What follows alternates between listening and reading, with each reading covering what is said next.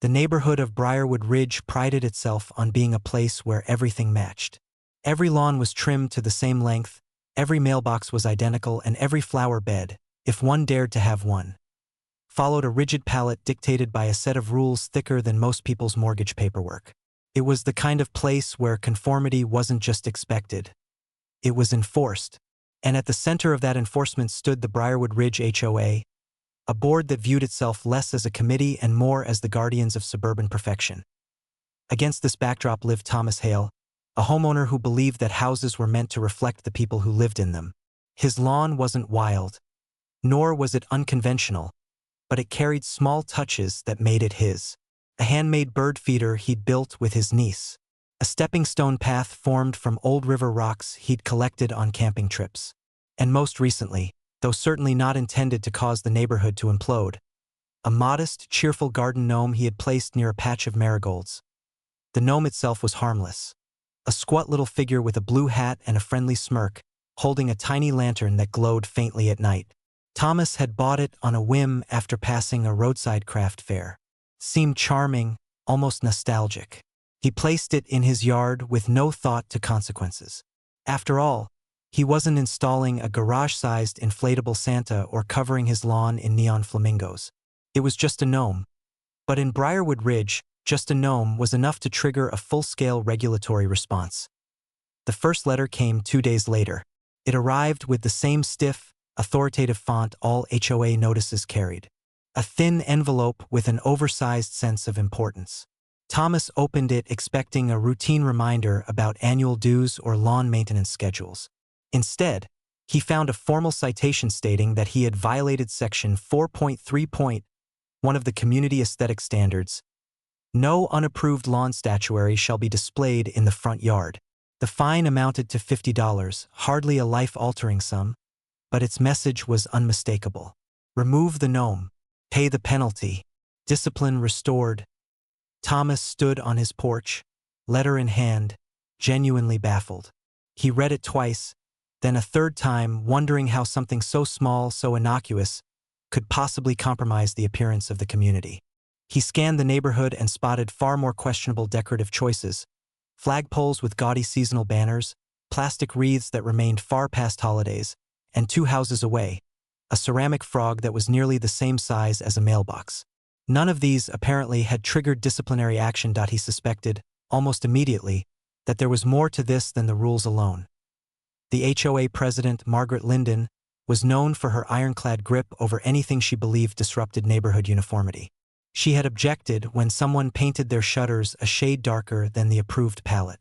She had sent warnings to a man whose rose bushes grew half an inch past the authorized height. Margaret took her role as an enforcer more seriously than anyone could reasonably explain. And garden gnomes, whimsical, playful, unregulated, were the type of thing she despised most. Thomas considered simply removing the gnome to avoid conflict. But as he stood there, the absurdity of the situation simmered into a slow, stubborn irritation. He wasn't harming anyone. He wasn't endangering property values or disturbing the peace.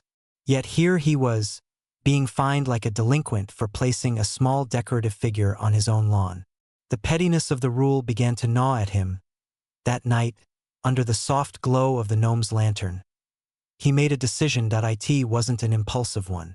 He mulled it over, pacing through his living room, replaying every interaction he'd ever had with the HOA, every arbitrary rule, every condescending reminder, every moment when the neighborhood's leadership prioritized control over community.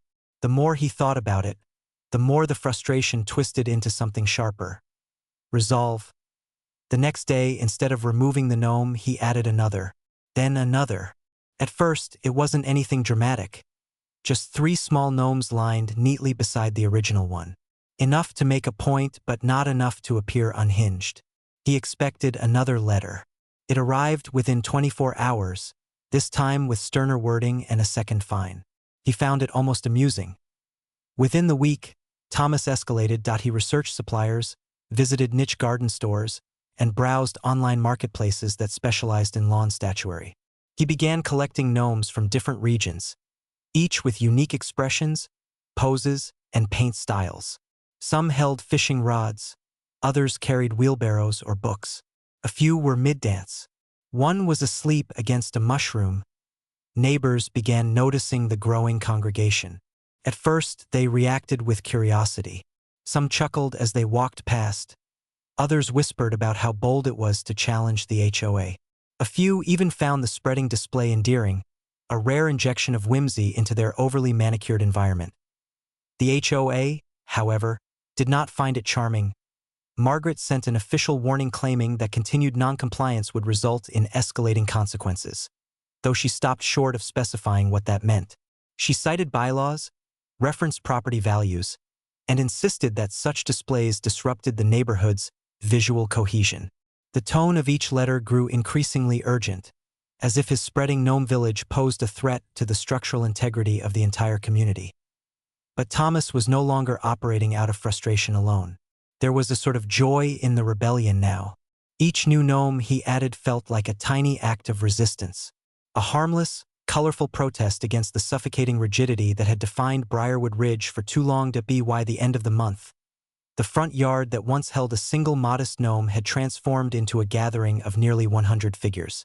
They stood in clusters as if mid-conversation, arranged around trees, lining walkways, lounging on rocks. Some even peeked from behind shrubs, their eyes glinting with amusement. Thomas arranged them intentionally, creating scenes and tiny dioramas that gave the gnome colony a sense of life and story. People from nearby neighborhoods began visiting just to see it. Cars slowed down as drivers craned their necks. Joggers paused to take photos. Children squealed with laughter when they spotted new additions. The unexpected spectacle brought a liveliness to the neighborhood that had been missing for years, and yet, behind the growing crowds and cheerful reactions, the HOA seethed.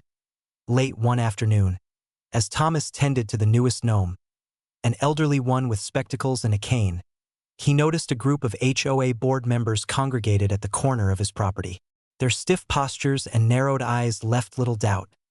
They were planning their next move. Margaret stood at the center, arms crossed, assessing the display as though it were a battlefield she was losing. It was clear the situation had escalated beyond simple finds. Something bigger was brewing. As the sun dipped lower and the gnome lanterns flickered to life, Thomas sensed that the HOA was preparing to retaliate in a way he hadn't yet encountered. The board was determined to regain control, and they saw him as the neighbor who dared challenge their authority. And as the evening settled in, he realized that whatever was coming next would change the quiet suburb of Briarwood Ridge forever. The morning after the HOA board's tense gathering, Briarwood Ridge awoke to a shift in the air. It wasn't weather or noise or anything that could be easily measured. Rather, it was the quiet hum of tension, the sense that some unseen line had been crossed. The gnome display had transformed from a quirky act of defiance into a full-blown symbol of rebellion, and the HOA was not accustomed to losing ground. Thomas discovered the HOA's next move before he even stepped outside. Another envelope sat on his doormat, thicker than any previous notice. Its weight alone suggested escalation. Inside was a formal document labeled Notice of Mandatory Compliance Review, accompanied by a list of alleged violations that extended far beyond gnomes. Improper mulch coloration, lawn edging inconsistency, non-standard bird feeder installation, and even potentially excessive nighttime illumination. As he read, he realized the strategy. The board was attempting to overwhelm him with technicalities, weaponizing the rulebook to bury him in bureaucratic pressure. They wanted to force him into submission, not through logic or fairness, but through sheer administrative volume. It was a tactic reserved for only the most uncooperative residents, and in their eyes, he now topped that list. But for every action the HOA took, the neighborhood responded with an enthusiasm that surprised even Thomas. People began approaching him with stories of their own run-ins with the board, hidden resentments that had accumulated over years of passive acceptance. A man spoke of being fined for a hose left visible near a spigot. A woman recounted a months-long battle over a hummingbird feeder deemed distracting. Others described porch chairs, wreaths, wind chimes, and garden beds that had been targeted for minor or imaginary infractions. The gnomes, in their cheerful defiance, had become a kind of neighborhood beacon, drawing out quiet frustrations that had long simmered under the surface. Without declaring it aloud, Residents began to view Thomas as a representative of everyone who had ever been nitpicked or strong-armed by the HOA's rigid control. Amid this growing local support, the Gnome village expanded further. People started gifting him new gnomes. Some purchased, others handmade. Anonymous packages appeared at his doorstep, each containing a figurine more imaginative than the last. There were pirate gnomes, wizard gnomes, gardening gnomes, even a miniature gnome orchestra complete with tiny instruments. Thomas arranged them deliberately, transforming the front yard into a vibrant tapestry of color, humor, and community creativity. As the display grew, so did the number of visitors. Cars came from outside the neighborhood. Cyclists paused to admire the evolving masterpiece. Several passers-by took photos or videos to share online. What had begun as a personal stand against pettiness was slowly morphing into something larger, a story people wanted to see unfold. The HOA's frustration reached a boiling point during one particularly busy Saturday morning. A crowd had gathered along the sidewalk, admiring the gnome scenes as though touring an outdoor art exhibit. Children wove between clusters of figurines, their laughter filling the air. Adults debated their favorite gnome arrangements, marveling at the creativity on display. And then, cutting through the cheerful atmosphere like a cold wind, the HOA arrived. Margaret appeared at the head of a small procession of board members, their expressions a mixture of determination and exasperation. They walked with the precision of a group accustomed to being obeyed instantly. Without acknowledging the crowd, they positioned themselves at the edge of Thomas's property and began photographing every inch of the display. The mood shifted quickly. Whispered speculation rose from the onlookers. Parents gathered their children closer. Even the gnomes, motionless as ever, seemed to absorb the gravity of the moment. The board's actions were methodical. Clipboards came out. Measurements were taken. Notes were written with rapid, clipped strokes. They documented angles, distances, and placements of each figurine, as though preparing evidence for a trial. In the eyes of the HOA, this was no longer a matter of simple rule enforcement. It was a challenge to their authority, and they intended to respond accordingly. By late afternoon, the board members retreated, their expressions grim.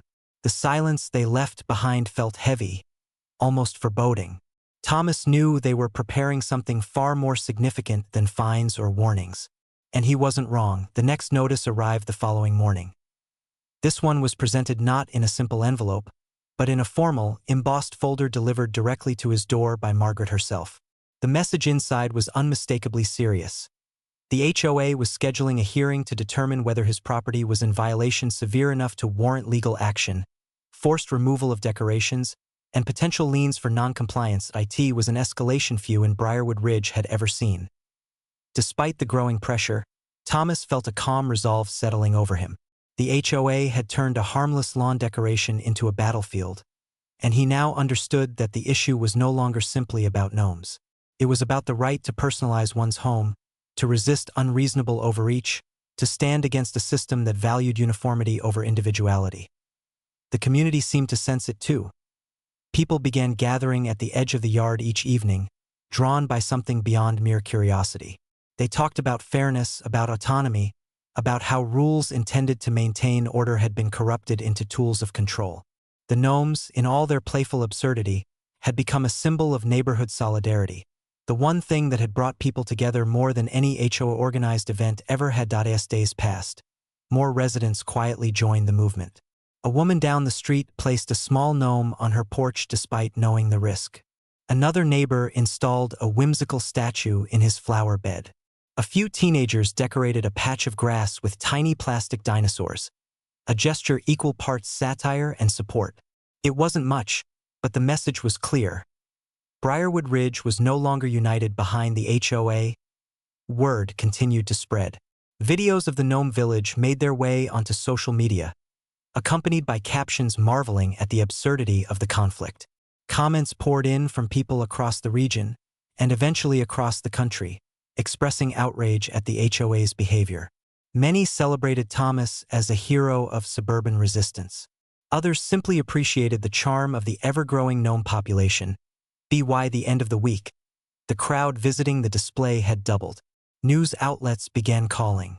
A local reporter arrived to document the conflict, interviewing neighbors and filming pans across the yard.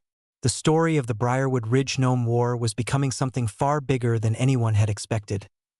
Margaret, meanwhile, grew more agitated with each passing day. Her attempts to restore order had backfired spectacularly. Instead of crushing dissent, she had given it a platform.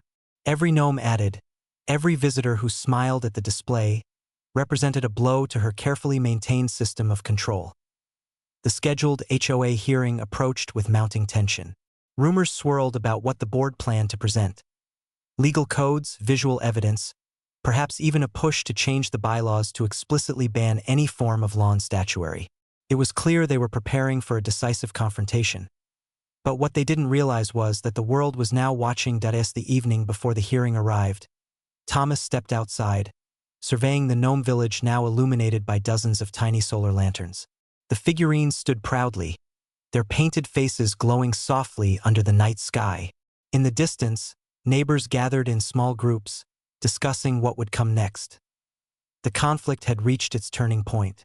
Everything now depended on what would happen at the meeting, a showdown that would determine not just the fate of the Gnome Empire, but the future of Briarwood Ridge itself. And as the night settled in, one thing became clear: the HOA had severely underestimated the power of a single garden gnome. The morning of the HOA hearing dawned with a stillness that felt unnatural for Briarwood Ridge. Not a lawnmower buzzed, not a dog barked, not a single garage door rumbled open. It was as though the entire neighborhood was holding its breath, suspended in anticipation of the impending confrontation.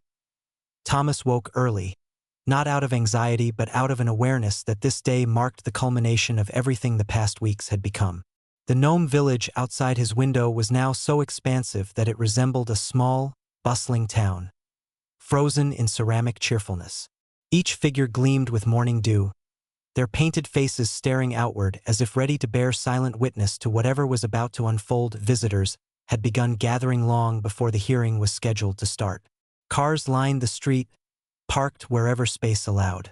People stood clustered along sidewalks, murmuring to one another, craning their necks to see whether any new gnomes had joined the ranks overnight. Some held homemade signs, simple messages expressing support for creativity, individuality, or simply the right to own whimsical lawn decor. Others carried cameras or phones, eager to capture what they sensed would be a defining moment. The meeting was to be held in the Briarwood Ridge Community Center, a modest building ordinarily used for potlucks and board game nights. But that morning it was transformed into a battleground. HOA officials had cordoned off an entrance with folding tables stacked with documents, rule books, and printed photographs of Thomas's yard from every angle imaginable. They were preparing for an enforcement spectacle. Margaret herself stood at the forefront, her posture rigid, her expression carved into a mask of determined authority. She had overseen countless compliance hearings before, but never had she faced an audience like this. The crowd that had gathered outside the community center was large, vocal, and united in a way that completely defied the rigid order she had devoted herself to maintaining. For once, she was outnumbered, and she knew it. Inside, the board's materials were laid out with almost theatrical precision. Charts, measurements, itemized lists of alleged violations, all meticulously prepared in hopes of presenting an airtight case against Thomas. They believed sheer technical force would restore the order they felt slipping away. But outside, something entirely different was happening as people continued to file in. A buzz of excitement rippled through the crowd. A local news van parked down the street. Then another, and another. Reporters hurried toward the center, cameras rolling as they described the escalating conflict in real time. The story had spread quickly over the past week, and now it had reached the point where regional stations, and even a national outlet, wanted coverage. The small suburban dispute had become a spectacle with an audience far beyond Briarwood Ridge. Thomas arrived at the community center without fanfare, walking quietly through the sea of supporters. He acknowledged them with a nod, feeling a mixture of humility and astonishment at the sheer number of people who had shown up. He hadn't asked anyone to take his side. He had simply refused to remove a small garden gnome. And yet, here it was, a movement. The hearing room quickly filled to capacity. Those who couldn't fit remained outside, watching through windows or waiting for updates from reporters. Thomas took a seat at a simple folding table positioned opposite the HOA board. No lawyer sat beside him, no stack of rebuttal documents. He had chosen to face them as one resident defending his right to self-expression. The proceedings began with an air of rigid formality. The board presented its case in exhaustive detail, listing every subsection of the bylaws they believed Thomas had violated. They projected images of the Gnome village onto a screen, cycling through them one by one. The tone of their presentation was clinical, bordering on dramatic, as though they had uncovered evidence of a grand conspiracy rather than a collection of cheerful lawn ornaments. But as the board spoke, something unexpected happened.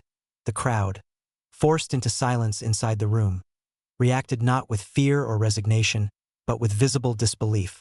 Eyebrows rose, heads shook. People exchanged glances that conveyed a shared understanding. The HOA's response was wildly disproportionate to the so-called offense. Even the reporters scribbled notes furiously, sensing the public reaction growing with every slide of a gnome holding a fishing pole or perched atop a toadstool. When the board concluded its lengthy presentation, the atmosphere had shifted. What was meant to be a display of authority had instead exposed the pettiness of their crusade. Next came the portion of the hearing reserved for community comments. It was here that the tone truly changed. Resident after resident stood to describe their own experiences with the HOA's relentless enforcement. They recounted years of warnings and fines over trivial matters: fence heights, flower colors, patio furniture styles. Each story painting a clearer picture of an organization that valued uniformity over humanity. People who had never before spoken publicly about their frustrations now found courage in the shared sentiment. The floodgates had opened, and with them came an undeniable truth. The community had grown weary of living under the HOA's rigid thumb. Outside, word of the testimonials spread quickly. The crowd grew larger, fed by the steady stream of updates from reporters and spectators.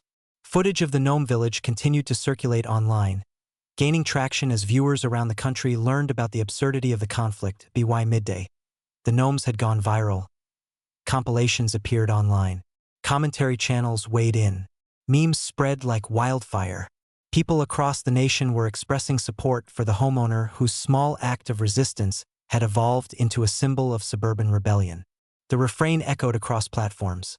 How could anyone be bothered by a few garden gnomes? The HOA, for the first time in its long reign over Briarwood Ridge, found itself facing not just local pushback, but widespread public scrutiny. As the hearing neared its end, the board retreated briefly to deliberate. Their private discussions stretched on far longer than anticipated. Inside the room, the crowd sensed the momentum had shifted irrevocably. A decision that once seemed predetermined had become complicated by a tide of public sentiment and neighborhood solidarity. When the board finally returned, their expressions had softened, their postures less rigid. What had begun as a campaign to crush defiance had become a reckoning. Their ruling was not delivered with the confidence they once wielded. Instead, it was delivered with reluctance, even resignation. They declared that the Gnomes could remain, under revised guidelines that would allow reasonable lawn decor moving forward. The fines would be dismissed, the earlier warnings voided, and the HOA would undergo a review of its enforcement policies to better reflect community values. The crowd erupted into applause. It wasn't just a victory for Thomas. It was a victory for everyone who had ever felt stifled by arbitrary rules. As people spilled out of the community center, cheering and celebrating, Thomas returned home to the Gnome village. The sun was beginning to set, casting a warm glow over the colorful army of figurines. The lanterns embedded among them flickered to life, illuminating the scene with a gentle radiance. Neighbors gathered around, their faces bright with relief and triumph. Children danced between the gnomes as cameras flashed and reporters narrated the jubilant aftermath. The battle had ended, and dignity had prevailed over pettiness. In the days that followed, Briarwood Ridge transformed. Residents began expressing themselves through their homes in small, meaningful ways: new decorations, creative garden designs, charming accents that reflected their personalities. The HOA, humbled and under public scrutiny, shifted toward a more supportive, community-focused role. And the Gnomes remained, all 200 of them, standing proudly in Thomas's yard as a testament to what could happen when one person refused to be pushed into conformity. Their presence became a beloved landmark. Visitors continued to come, not out of curiosity alone, but out of appreciation for the story the gnomes represented. A story of quiet rebellion, of standing up to unreasonable authority, and of the unlikely unity forged through one whimsical actitudine. In the end, the HOA had tried to ban a single gnome. Instead, they helped create a legend.